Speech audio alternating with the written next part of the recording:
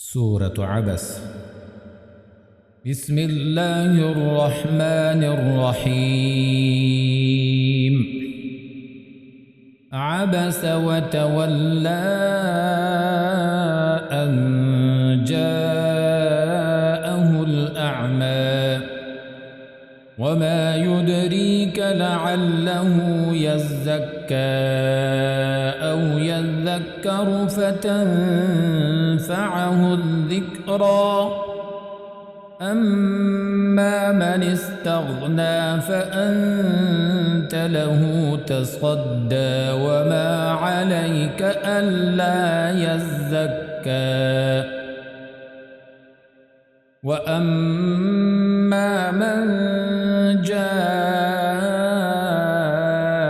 يسعى وهو يخشى فأنت عنه تلهى كلا إنها تذكرة فمن شاء ذكره في صحف مكرمة مرفوعة مطهرة بأيدي سفرة كرام بررة قتل الإنسان ما أكفره من أي شيء خلقه من نطفة خلقه فقدره ثم السبيل يسره ثم أماته فأقبره ثم إذا شاء أنشره كلا لما يقض ما أمره فلينظر الإنسان إلى طعامه أنا صببنا الماء صبا ثم شققنا الأرض شقا فأنبتنا فيها حبا وعنبا وقضبا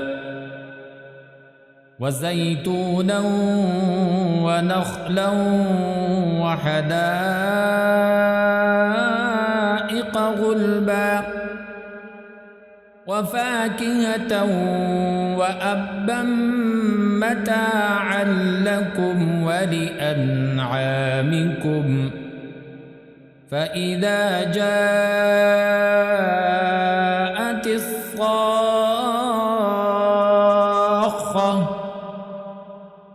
يوم يفر المرء من أخيه وأمه وأبيه